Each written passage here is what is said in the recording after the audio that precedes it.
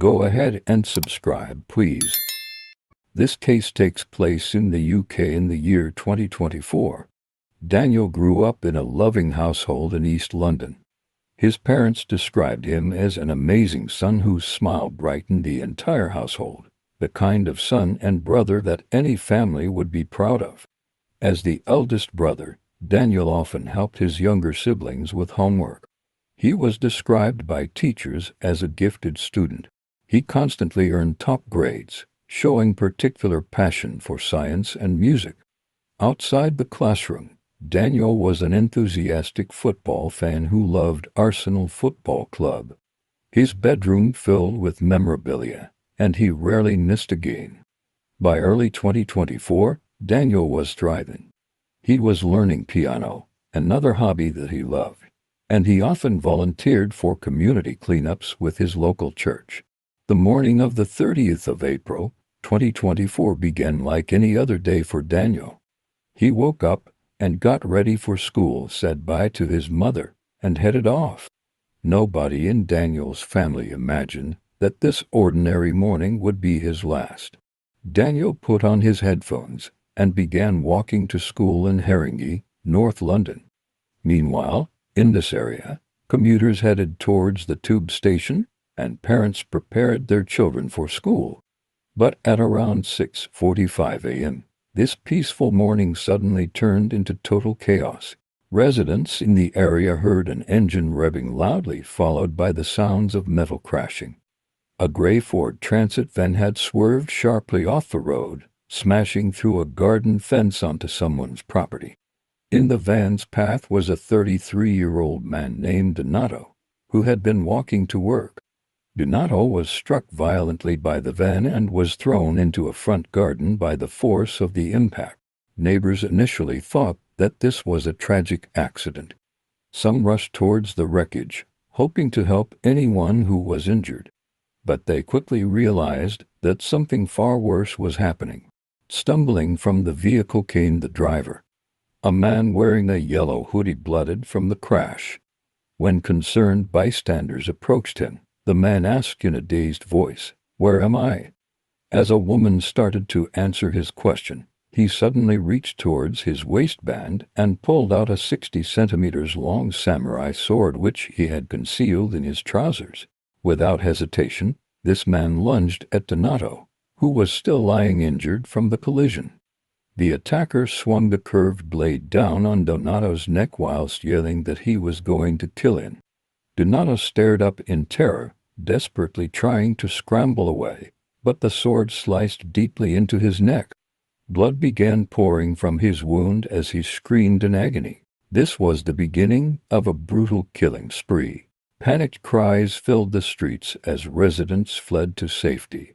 Despite his severe injury, Donato managed to get up and run away with one hand tightly pressed against the wound to stop the bleeding. He later learned from doctors that he had escaped death by millimeters. If he did not act swiftly, Donato could have bled out in less than 1 minute. As Donato ran from the attacker, he heard the man shouting angrily behind him. Donato later recalled thinking that he was supposed to be dead. Eventually, he was able to outrun the attacker, but instead the attacker turned his rage towards the rest of the street. Terrified residents, awakened by his screams and shouting, began frantically dialing 999, reporting that a man was attacking people in the neighborhood. The attacker roamed the streets shouting obscenities, and at one point bizarrely yelling, "Is there anybody here who believes in God?" Holding the blooded sword, he jumped fences and raced through gardens searching for more victims, and he found one. At around 7 a.m., just minutes after the first attack, 14-year-old Daniel was walking down his street towards the tube station. Daniel was totally unaware that he was heading directly into the path of the rampaging attacker. As I mentioned before, he had his headphones on. He couldn't hear a thing. Neighbors who spotted the armed attacker desperately tried to warn Daniel by shouting and waving from a distance. Daniel, however, did not notice their frantic attempts to alert him. Moments later, the crazed attacker saw innocent Daniel. Sensing easy prey, the attacker quickly and quietly moved closer. Then, without warning, he lunged from behind.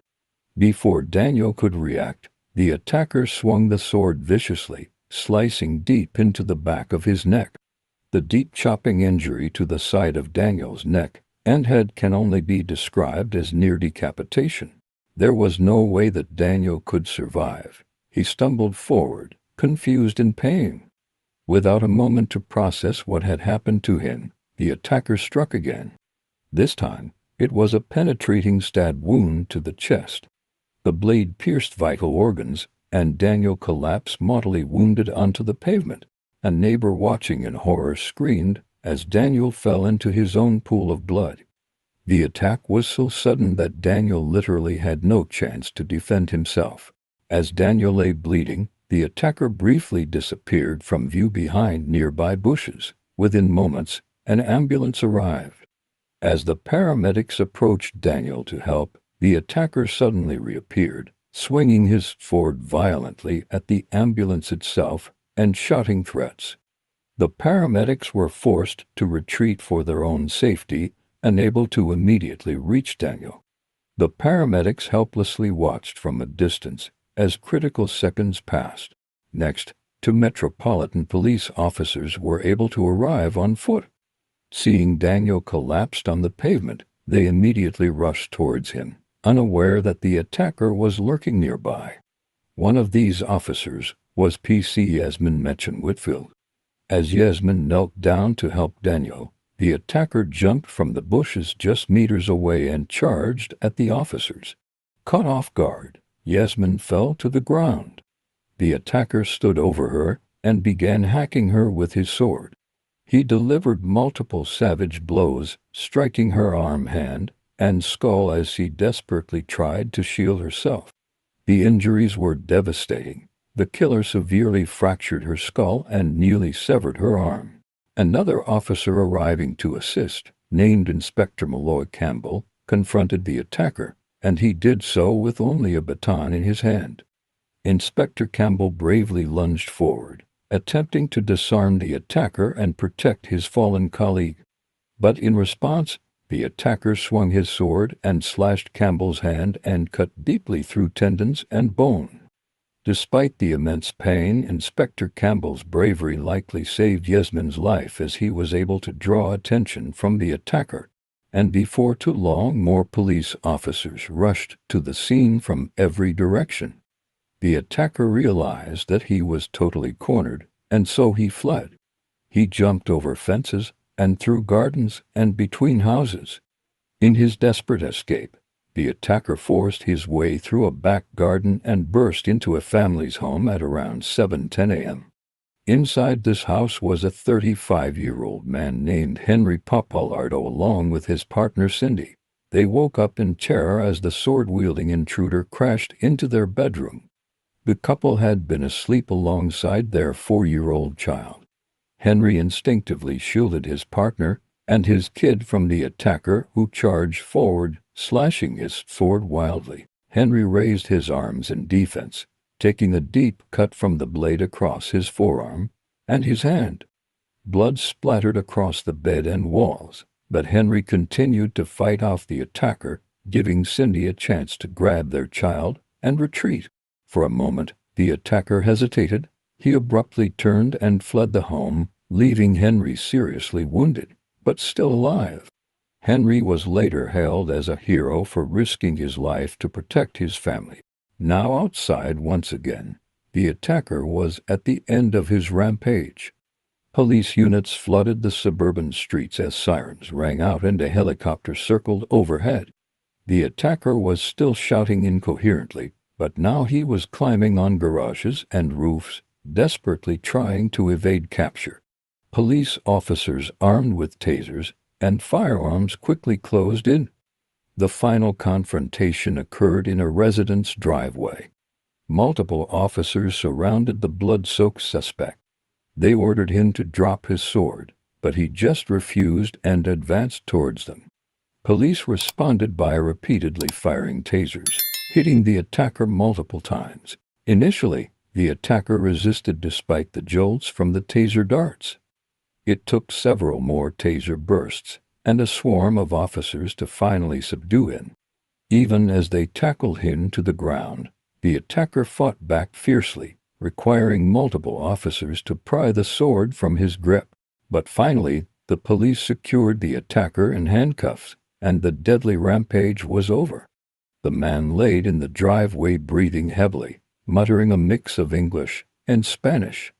His face and clothes were splattered with blood, some his own, but most from his innocent victims. Paramedics immediately rushed to assist the wounded. Tragically, Daniel showed no pulse when the medics finally reached him. His injuries were catastrophic. They frantically performed CPR as they loaded him into the ambulance, but there was nothing they could do. Across the street, colleagues treated Yasmin's severe injuries by applying makeshift tourniquets while awaiting another ambulance. Inspector Campbell sat nearby holding his badly wounded hand. Henry was guided outside, bleeding heavily from his injured arm. In total, the street was a scene of devastating chaos.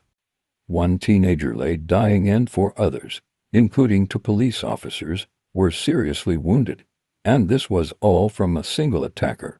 An ordinary morning had turned into one of London's most brutal random attacks in recent memory. A shocking spree of bloodshed targeting innocent people who were simply in the wrong place at the wrong time. But who had the police just arrested, and why was he causing so much damage and carnage? Well, the police quickly learned that this man's name was Marcus Monzo, full name Marcus Aurelio Arduini Monzo. Marcus was a seemingly ordinary man who transformed into an infamous killer. He was born in April of 1988, and he grew up in a small village near Brazil. His childhood, by all accounts, was stable and comfortable. People who knew him said he was polite and adventurous. In his late teens, he briefly lived in the United States, but it was in 2013 that Marcus sought new opportunities, and he relocated to London, England. Marcus initially adapted well to life in London. He worked at a pub and rented a room in East London, and quickly became comfortable in his new surroundings. He joined a jiu-jitsu gym, and friends said that he was friendly, humorous, and easygoing. He enjoyed nights out socializing and had no criminal record. However, Marcus was quietly developing a dependency on cannabis, a dependency that eventually dominated his life. Over several years, his casual habit escalated dramatically into a daily addiction, costing him around £100 each day. He smoked potent skunk cannabis from morning until night, and he became paranoid and anxious. But rather than quitting, Marcus increased his drug use, adding powerful hallucinogenics, such as LSD and psilocybin mushrooms, into his routine. As his drug use deepened, his mental health sharply declined. He started searching obsessively for spiritual meaning through unconventional methods. After a knee injury halted his jiu-jitsu, Marcus turned to yoga and meditation. He became a devoted follower of Sadhguru, consuming countless hours of the guru's videos and books. In 2018, Marcus traveled to India to live at a yoga ashram, seeking enlightenment. After returning from this trip, friends noticed that Marcus spoke obsessively about cosmic energy and spirituality. He seemed to be a different person. In 2021, he visited Brazil for a retreat. It was here where he consumed large amounts of ayahuasca, which is a powerful psychedelic drink. Following this, he drifted away from his family, rarely calling his mother and brother back in the U.S. When he did speak to them, his conversations were increasingly strange and detached. Marcus spoke about secret societies and insisted that he had discovered immortality through meditation and extreme dietary practices. He attempted breatharianism, a belief that one could survive on air and sunlight alone. Marcus also developed bizarre routines, including drinking his own urine daily, claiming that it purified his soul. His beliefs became increasingly paranoid and conspiratorial. He claimed the earth was flat and ruled by reptilian humanoids with the Pope as their leader. He openly expressed admiration for Adolf Hitler and grew fixated on people like Andrew Tate. These views isolated Marcus even further from his friends, who became increasingly uncomfortable around him. Online, Marcus immersed himself in conspiracy forums and extremist groups. He frequently posted radical and alarming content. Meanwhile, Marcus' fascination with weapons also intensified. He had collected martial arts weapons during his jiu-jitsu days, but now he began acquiring real battle-ready swords online. He ordered full-length Japanese-style katana swords. He proudly filmed himself handling these deadly weapons.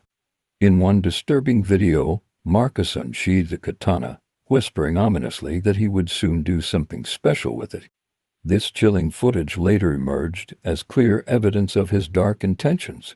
The most disturbing sign of Marcus' deteriorating mental state was his violence towards his own pet cat. Marcus killed his pet and claimed it was for spiritual reasons. He placed the animal's remains in his van and drove around London with the carcass. This disturbing cruelty illustrated how dangerously unhinged Marcus had become. Despite this act and other clear warning signs, Marcus remained unnoticed by the authorities. He never sought or received professional mental health treatment for these actions. People around Marcus either didn't realize the extent of his psychosis, or they felt unable to intervene. By early 2024, Marcus was isolated, lost in his delusions, and obsessed with his self-proclaimed mission. It would be the 30th of April 2024 that Marcus' delusions exploded into real violence in a chilling example of mental illness, radicalization, and drug addiction left unchecked. In the aftermath of the rampage, the Metropolitan Police detectives worked swiftly to understand exactly what led Marcus to commit these horrific acts. Once in police custody, Marcus appeared agitated and disorientated, talking nonsense and suggesting that he was hearing voices. Investigators quickly began examining Marcus' mental state. He underwent psychiatric evaluation by specialists who monitored him closely, and he was clearly on drugs. During the first days of custody, Marcus claimed that he was talking to imaginary figures and described hearing voices that commanded him to carry out acts of violence. However, as he sobered up, Marcus began to regain lucidity. Investigators now faced a critical question. Was Marcus genuinely suffering from a severe underlying mental illness, or had he induced temporary psychosis through intense drug use? Evidence soon emerged that Marcus had no history of diagnosed psychotic disorders such as schizophrenia. And when Marcus' flat was searched, they found a disturbing trove of evidence that pointed to a planned rampage. They found notebooks filled with conspiracy-laden manifestos and bizarre ramblings. His phone contained evidence of extremist, hateful, and violent content. Marcus had recently watched numerous far-right propaganda videos, misogynistic materials, and documentaries about historical weapons and infamous killers. On social media, Marcus had written about a fantasy identity that he called the Master, who he claimed commanded him to carry out acts of violence. In one alarming post, Marcus described himself as a trained assassin fulfilling some imaginary mission. Police also examined Marcus's vehicle, the gray Ford Transit van that was used in the attack. In the back of the van, investigators discovered the remains of Marcus' cat. On the 1st of May 2024, just one day after the attack, Marcus was formally charged with murder and multiple counts of attempted murder. He also faced charges of grievous bodily harm, aggravated burglary, and possession of offensive weapons. The trial began in June of 2025. From the start, Marcus' responsibility for the physical attacks was undisputed. The central issue in the courtroom became his mental state and his criminal culpability. Marcus was 37 at the time of his trial, and he appeared to be visibly different.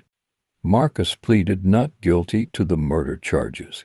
His defense argued that Marcus had experienced a severe psychotic episode, claiming that he was not fully aware of his actions. They claimed that he was showing classic symptoms of psychosis, including hearing voices, paranoia, grandiose beliefs, among other things. Marcus also spoke to the courtroom. He described his mindset on the day as dreamlike, believing that he was following symbolic instructions he perceived as real. He insisted that he had little memory of the attacks, implying a total loss of control to a secondary persona. However, British law does not allow intoxication-induced psychosis as a valid defense for murder, so this really couldn't be used as any kind of defense. Daniel's family then addressed the court. They spoke about the pain and anguish of losing Daniel, stating that their lives will never be the same with him gone. The police body cam footage and other crime scene evidence were shown to the courtroom. The court was left deeply horrified at what Marcus had done and what he was capable of. After 3 intense weeks, Marcus was found guilty of all charges. Sentencing followed 2 days later. Marcus received life imprisonment with a minimum term of 40 years, meaning that he has to serve 40 years before he is eligible for parole. After those 40 years are over, he might still not be released if he is deemed too dangerous.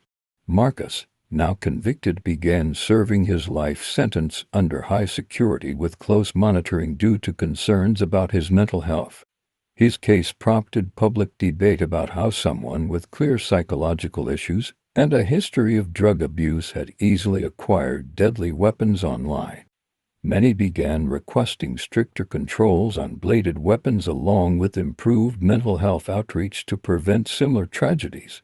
However, tragically, this is a case as old as time. Somewhere out there unnoticed, another tragedy is waiting for its moment. And when it strikes, we will ask ourselves the same painful questions, wondering how we missed the signs once again.